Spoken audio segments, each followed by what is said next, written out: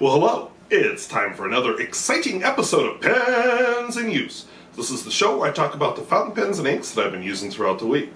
So let's dive into it.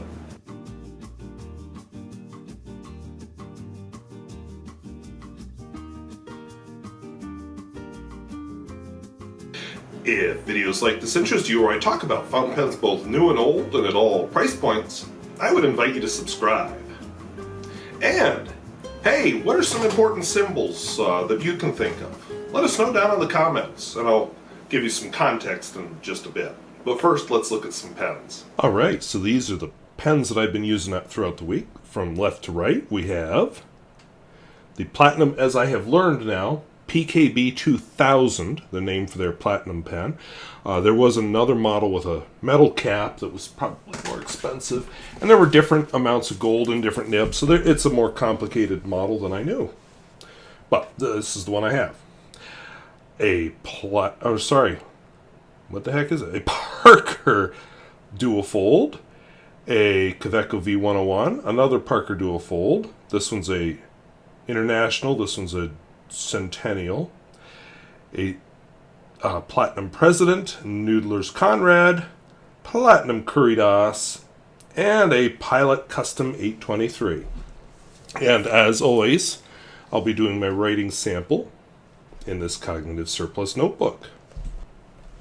So this week I was batch filming a bunch of pen videos, and I realized I'd turned off this light. And we'll see what you think, but I felt like it made my writing sample look better. Now, of course, with my reviews and first impressions, I'm more zoomed in than this, but well, let's just take a look. So, should show you the pen. So this week I reviewed it, of course. This is my Platinum PKB 2000, which I called a Platinum Pocket Pen, because I learned more since then. So, just a plain black pen.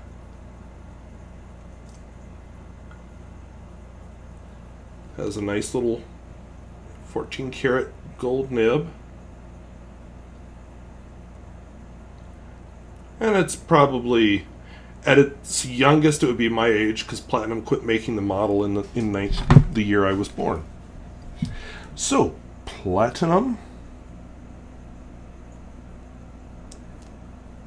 PKB 2000. And this one has a broad nib on it. And the ink I'm using is Rohrer & Klingner's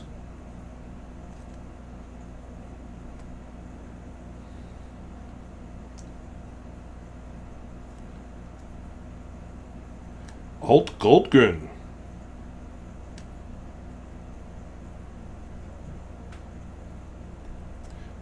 Do a little swatch. This is kind of a strange color, but I just really, really like this ink. Always have. I can't explain why. I just know I like it.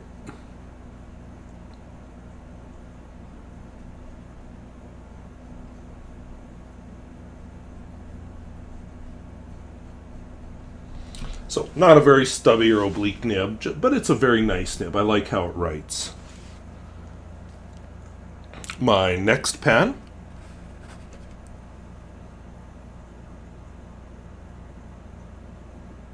is the Parker Dual Folds International. And I just looked at my preview and I don't have written down what the ink is in it. Okay, now I know. So this is a Parker Dual Fold.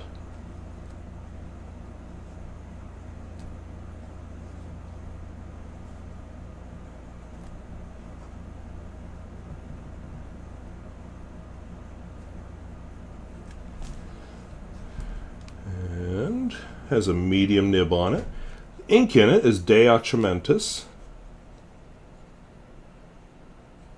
Mint Turquoise.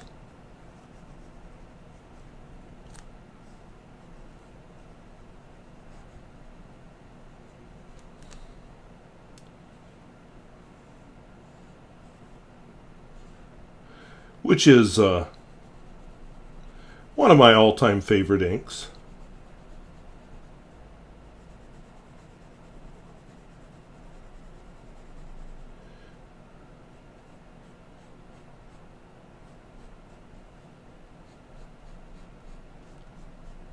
And the pen is quite nice too, and I just thought this made a nice pairing.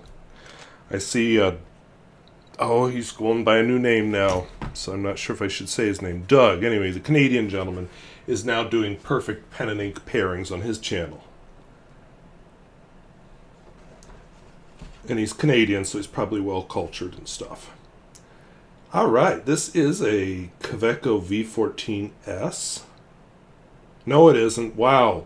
Let's try that again. This is a Kaweco V101. Nice pen with a screw cap.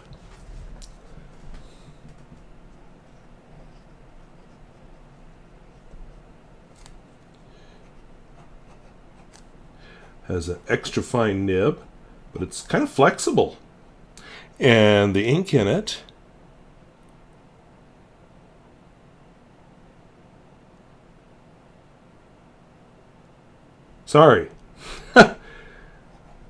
Pelikan 4001 Violet.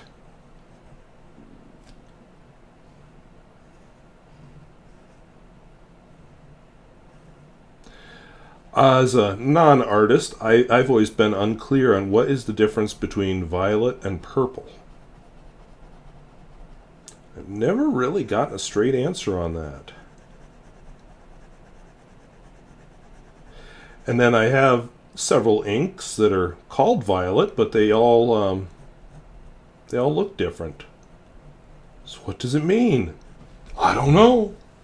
And then I have a bottle of pearl violet, which is, my Dea Trementis version of violet. And what makes it pearl? Because it doesn't have any of the little sparklies in it. It's just violet.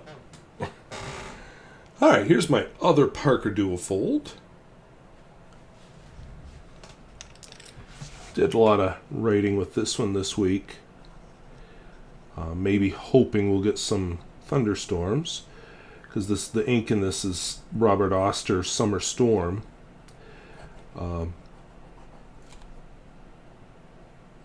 It's a big pen. I comfortable, expensive. I got mine at a pretty steep discount, because it's a pen that would probably not be in my collection yet. But I'm glad it is.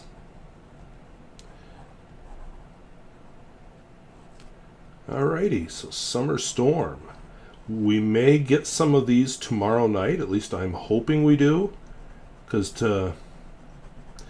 we're in a drought situation. You've been hearing about fires and drought throughout the West, and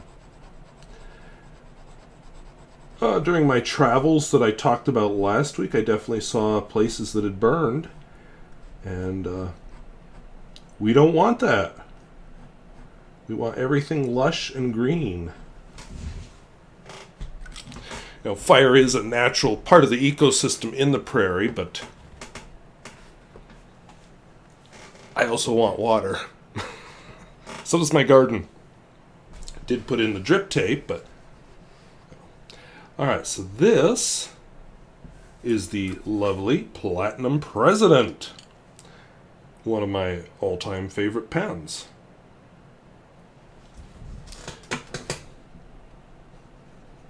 Better than the 366 or 376? Yes. Although not available in as many nibs or as many exciting finishes. So this is a broad nib that's been ground to a cursive italic, so that it'll show up over here in the test. The ink in it is a sample that was sent to me. Noodler's Baoul Red. And I was reassured last week that this is a World War II themed ink. And I was going to look up the reference, and I forgot till just now. So I'll have to hop to that.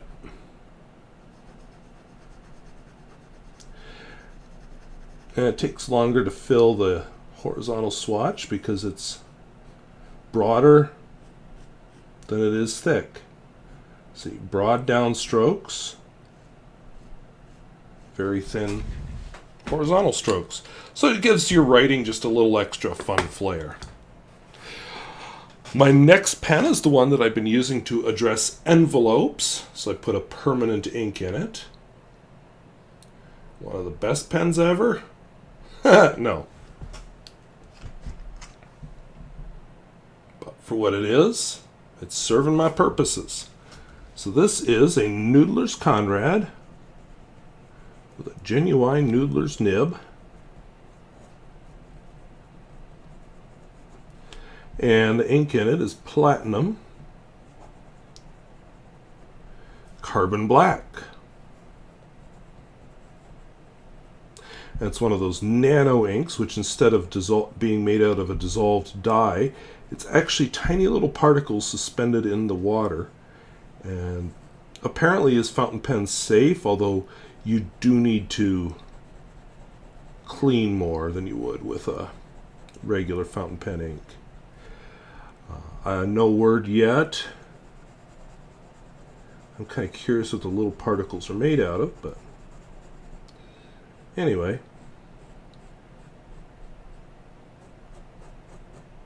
Fun ink. Yeah, okay, not a fun ink, just an ink. But good one for addressing envelopes in case they get wet. My next pen finally replaced. It's been, over a year. Is the Platinum Curidas. I gotta rewatch my original video because I feel like there were parts in this I didn't remember. But anyway, no cracks in the feed on this one that I can see.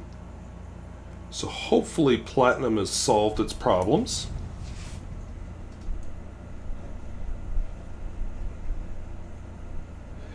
And I am reminded why I liked this pen. You know, I don't like a lot of the retractable fountain pens. I've traded my Fermo. I sold my Lamy Dialogue 3. And what else is... Oh, I have a Pilot Vanishing Point, which may be on the way out, depending on how things go. But this one is the absolute least classy looking of them all. And yet I like it. And it's comfortable in my hand, which none of the others are. Iroshizuku Murasaki Shikabue, which is apparently Murasaki. Well, that's just... Okay. Whatever. I screwed that up. Murasaki Shikabue, which is apparently named for a Japanese lady poet.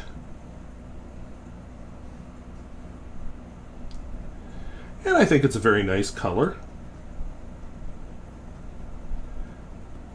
So would this be classified as a purple or a violet? You know, speaking of our earlier discussion. I don't know. See, if you just showed me both colors, I would have said both are blue. Or purple, I mean. But, I'm not an artist, so I don't know. And my final pen. I need a pen that I can write a lot with. I needed it last week, and I needed it this week. So this is a Pilot Custom 823. In fact, I may top it off this week, just so I don't run out of ink. So Pilot Custom 823 with a fine nib in it. And the ink is Pilot. No, it isn't. Pelikan 4001 Brilliant Black, which is just an excellent ink. Doesn't do anything special. It's boring. And it's reliable on cheap paper.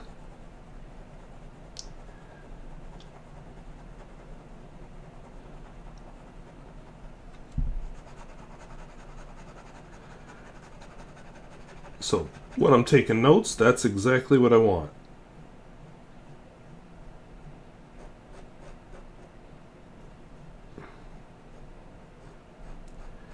Yeah, so nothing exciting about that nib.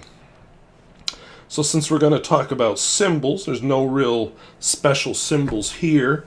These are just inks. Last week I did my whole rainbow flag for Pride Month as a show of solidarity, but no big message in these. This is just what I've been using and picked because I've been using it. Alright, so this was a disaster. My hair's a little disheveled because I got it in my head, because of mostly what I'm going to talk about, I thought, why not film this at Fort Dilts? Plus, this is going to be kind of a dry run for my Great Sioux War video. So perfect. Fort Dilts, if you don't know, is a fort west of here. 1864, a wagon train accompanied by, I want to say 50 troops, was coming through the area. They had a wheel break off one of the wagons as they're crossing Deep Creek, which is sort of north of Rain. And while they were dealing with that, they were attacked by some Native Americans. And so they holed up in this area where they could get a view that's surprisingly far from Deep Creek, actually. But they built a fort very rapidly out of sods. They just cut the dirt and piled it, and that was their fort until they were able to be rescued by some troops from Fort Rice. Now, I'm going to save that topic, the details and all that, because there's definitely another side to that story. But I'm going to save all that for my Great Sioux War video, I think. But in the meantime, I thought, well, I'll do a trial run on, how do you get good footage, because I actually don't do much videoing outside. It's mostly here, or the pens, or, just in my yard where I, Well, anyway, the important thing is, learned a couple of things there. Like, one, the camera that I used is not the camera I'm going to use to film the rest of this, because it's awful. You can't see the screen in the bright sunlight, and the auto exposure is just miserable because it auto exposes for the bright background, not for me. So here's Silhouette talking. Also, not windy. It is not windy right now. I'm looking out my window. The grass is hardly moving. And yet, when I went out to Fort Dilts, the wind just took off. And I finally gave up when the camera started wobbling. I'm like, okay, yeah, this is a repeat of my Q&A from the holidays when I lost the camera. So educations did talk about slavery. I was told that the Civil War was about states' rights. Oh, shit. Okay, we'll continue this talk out of the wind. Shoot. Just realized that I am not recording audio with the microphone, so we'll jump to the microphone. Fortunately, most of the video was with the microphone, so it's just this bit that didn't have it. But anyway, so I was, then I sat in the car, and it's flipping, pardon my French, but it was flipping hot in the car, and I filmed the rest of it, sitting in my driver's seat with the camcorder on me. Okay, I just couldn't deal with that anymore, and the camera tried to tip over. So I'm sitting inside a very hot car to finish this up. So if I'm sweaty, that would be why. So anyway, camcorder is quick to deploy and quick to set up, but too hard to do settings, and you can't see anything because of the glare on the screen. So I'm going to probably either use this camera or the good camera that I use most often at school. For all my future footage, because I can control everything. So, anyway, and yeah, even though I was using this, I could not get good audio. So, yeah, basically a waste of a day. I'll look through my Fort Dilts footage, see if that's good B-roll footage for my Great Sioux War video. But as far as the pens in use stuff, I should have just filmed this last night instead of coming up with such a clever idea. Oh. All right. Now, the rest of the story. So, interestingly, while I was driving back from Fort Dilts, I was listening to the radio, and they had an interview with, I want to say he was either a doctor or like head of the hospital or something down in Missouri. And he was talking about the increasing number of COVID patients they're having. And the reporter asked the obvious question that, well, with the vaccine out, shouldn't that be going down? Well, apparently not down in Missouri. Because they have a low vaccination rate. And I'm not pointing fingers because I live in a state with the exact same problem. Not as bad, but definitely the exact same problem. And so the reporter asked the next obvious question, well, what do they say when they come down sick with COVID and they're in the hospital? And he said that a lot of them, it's regret that they didn't get the vaccine. Yeah. But then he said there are others that deny that they have COVID. And I just thought, what do you do with that mindset? And I don't have an answer. And, I teach science, and I realize that, I'll teach something like evolution and Big Bang. Got a bunch of kids that think it's all just made up. And a lot of people that will come up with ideas without evidence. And, how do you teach people to think critically? I try. So the UPS truck, I thought he stopped in front of my house, but it was just for the... Now you can't see him through my window. But he just stopped for the stop sign out front of my house. So never mind, no delivery coming. There shouldn't be. I haven't ordered any pens in a while.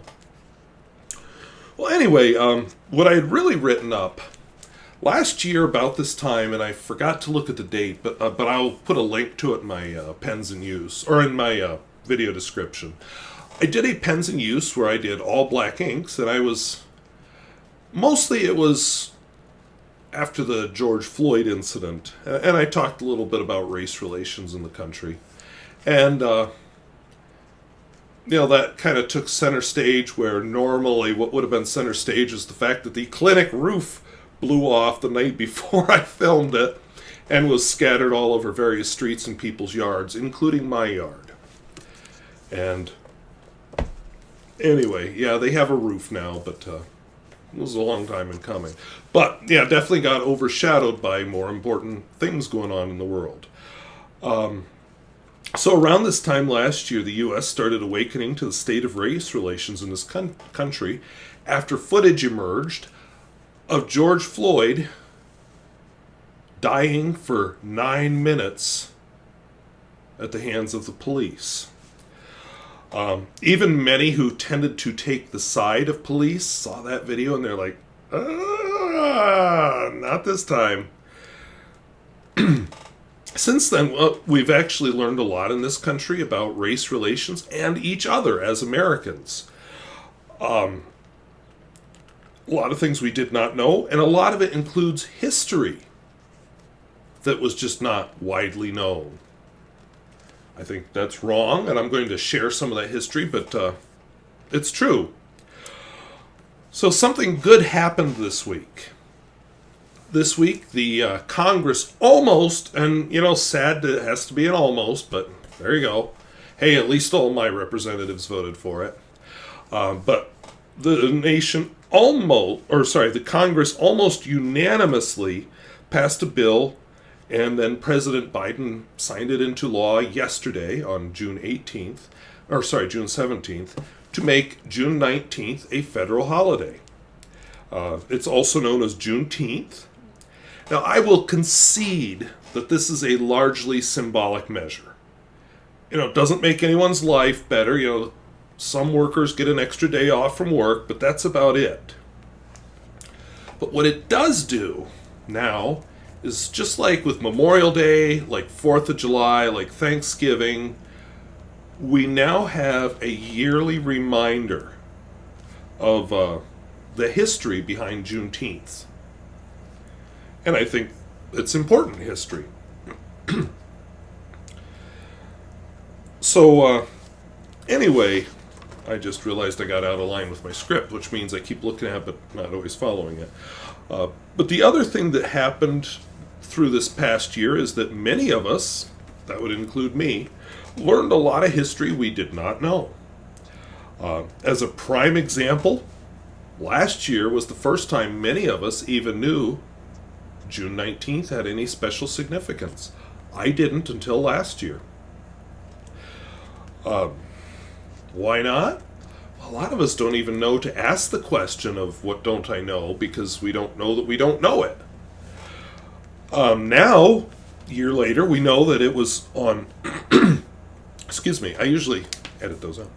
Now we know that it was on June 19th, 1865, that General Gordon Granger led his troops into Galveston, Texas, to tell them that, hey, the Civil War ended 2 months ago. 1865, communication was slow. Also, to inform them that all slaves are now free. And so that's the significance of June 19th. That's when the last of the people, last of enslaved Americans, discovered that, hey, in the United States, people are no longer property. And, the United States was kind of late coming to that point compared to other nations, but we did get there. And if you delve into it, there definitely some plantation owners said, I don't care, I'm keeping my slaves. And they had to be told by force of Union troops to, no, you are going to free these slaves. Others just refused to tell their slaves. And but anyway, so a whole bunch of people discovered, hey, life is suddenly has a lot of hope. And so June 19th is something to celebrate. Again, I'm not saying, what am I not saying? I'm not saying that we shouldn't have done it before, or that we never should have had slaves. Obviously, we never should have had slavery in this country, but we did. But June 19th is when it finally officially ended in the country everywhere. So Donald Trump, who was then president last year, ran afoul of this actually when because they probably didn't know either, his campaign scheduled a rally in Tulsa, Oklahoma on that date. And that's when a lot of us first heard of the Tulsa Massacre. Which did not occur on June 19th. That occurred around Memorial Day. But that's not all. Summer of 1919 is called Red Summer because of the scale of violence against our black citizens. This is just after the First World War. A lot of black soldiers had come home after serving their country, and white soldiers too, and expected to be treated a little bit better, and they weren't. The PBS link down below is especially detailed, but they're all worth reading. The violence that summer was so bad that even President Woodrow Wilson was shocked. Yeah, and if you know his history, he's no angel. And he publicly blamed white people for the violence in Chicago and Washington, D.C.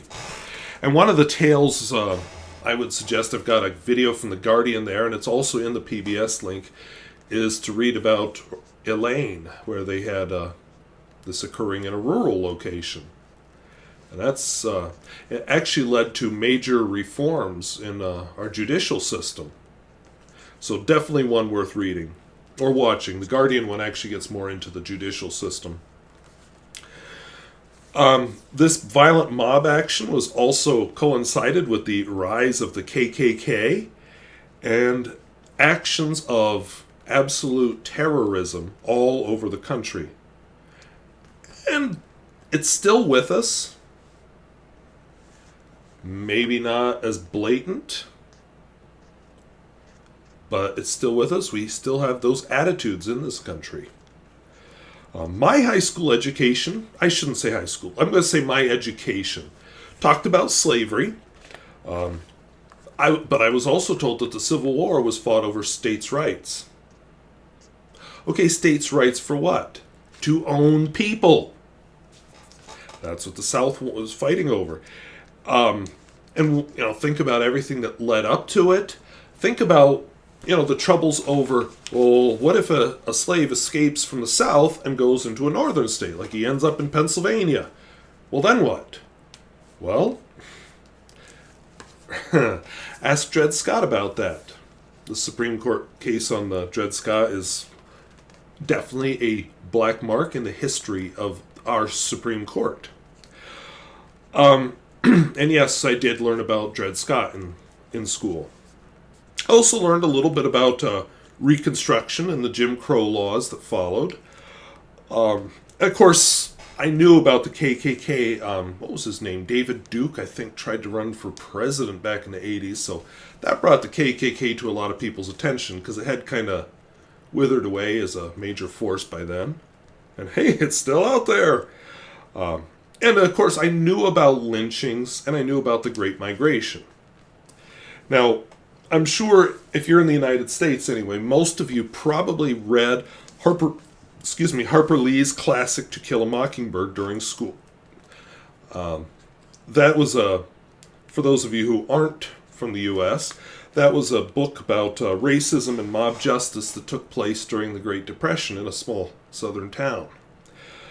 And it follows in the context of Red Summer, which would have been a recent memory for a lot of those people. And the KKK was very real. Now, short version, what happened in the book is a black man was falsely accused of raping a white woman. Turned out her dad was the one raping her. And, but that really didn't come out till later in the book. So Atticus Finch, who's kind of the father of the main character, took up for this guy's defense as a lawyer. And at one point, there's an attempt at mob justice where they're going to go to the courthouse and lynch the black man. You read all those Red Summer stories, most of them started by a crowd of white men trying to lynch a black man who's been arrested for some crime. One of them for being in the room of a white woman. It's horrific. And it happened. So I will concede that we did read that book, but I also feel like all that other stuff that happened would have been valuable context to put around that. Instead, it's like, oh, look how ignorant people used to be in the past, was basically the context I was taught for that book. Hopefully it's better now. Race relations weren't just about water fountains. That, if you'd asked me a few years ago, I would have said, yeah, things were getting better by the 50s. They just still had, the segregated water fountains, and you had to sit in the back of the bus, and, I was pretty ignorant. But it wasn't just about that. It was about so much more. And when you look at the riots that took place and the peaceful protests, but both, that took place especially in the 60s and 70s, there is so much more going on that really not taught much about in school, at least back then. So Juneteenth is going to be a yearly reminder of our national history. Because I said our national history because it's something we all share in this country. And it's an acknowledgement of a time when we finally became a much better country, when we finally came closer to our ideals espoused by our founding fathers, some of whom owned human beings. That's when it finally became illegal everywhere to own human beings in this country. So it's a celebration of the ideals of this country. And it's a reminder that we can become a better country no matter what our history or past is. And this is our history, and both the good and the bad are the history we need to study. And that's why I think it's important to fight these bills, sometimes even becoming laws, where they're trying to require the teaching of all sides to issues. I'm sorry, the people who lynched black men who were in jail are on the wrong side. There's not a both sides to it. The massacre that occurred in Tulsa, Oklahoma, I'm sorry, there's not a both sides to it. One side is wrong. You wouldn't say, when you teach World War II, I'm sorry, I'm going to like the ultimate bad example, but why not? Godwin's Law. Well, when you teach about World War II, you got to give both sides. Hitler had a point or two. You don't do that. And when something is wrong, you say it's wrong. It would just be like asking me when I'm teaching, because of course I teach science. Well, when you teach evolutionary theory, make sure you give both sides. Dover, Pennsylvania tried that, and Dover versus Kitzmiller put a stop to that. When you teach germ theory, teach both sides. When you teach the earth is round, make sure you teach both sides. Some sides are just wrong. And so this Juneteenth holiday will now be a yearly reminder of that part of U.S. history. And I think it's an important reminder. And it's part of realizing that it is as a nation, our shared history. It's not one group's history, it's everybody's history. And no matter which side our ancestors may have been on during Juneteenth, it's now our national heritage. So I think our Congress and our president did the right thing in recognizing that finally. So that's all I have. So at the beginning, I asked you to talk about symbols. What are some important symbols like Juneteenth?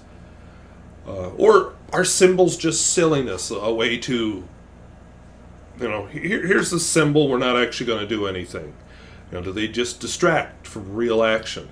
Either way, let us know down in the comments. So I want to thank you for watching. We'll talk to you later, and happy Juneteenth. Bye-bye.